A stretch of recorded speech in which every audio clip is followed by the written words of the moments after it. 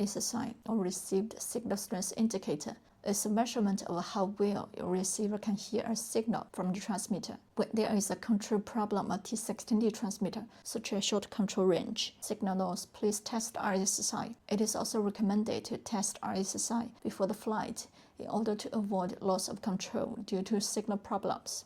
And how to test RSSI with T16D transmitter. First, turn on the transmitter and then power on the receiver.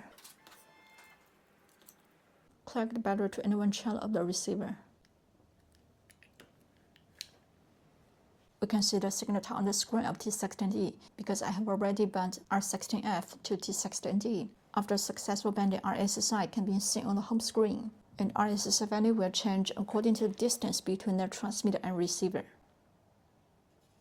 And 2. Keep the two antennas of R16F at a 90-degree angle, like this, and keep the transmitter apart from receiver about 50 to 60 centimeters, like this, and then check RSSI value. It is normal that RSSI value is within the range of 0 to minus 30 dBm when the distance between the transmitter and receiver is about 60 centimeters, and the closer value is to 0, the stronger the signal is. We can see the RSSI value is about minus 25 dBm in about 60 centimeters distance, which is within the range of 0 to minus 30 dBm, and RSSI value is stable, so there is no problem with signal transmission. The range of RSSI value of RadioLink transmitters is from 0 to minus 99 dBm. The larger the absolute value of the RSSI value is, the weaker the signal is. For example, the signal when RSSI value is minus 80 dBm is weaker than the signal when RSSI value is minus 60 dBm.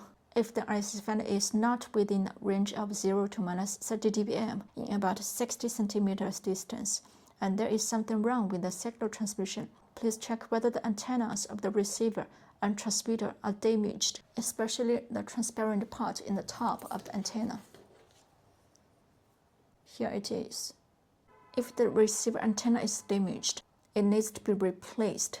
If there is no damage, you can test whether it is a failure of the transmitter or the receiver by replacing the receiver. And if RSSI is within the range of 0 to minus 30 dBm in about 60 centimeters distance, and the antenna is not damaged, but the control range is short, there are some possible reasons for the problem on the screen.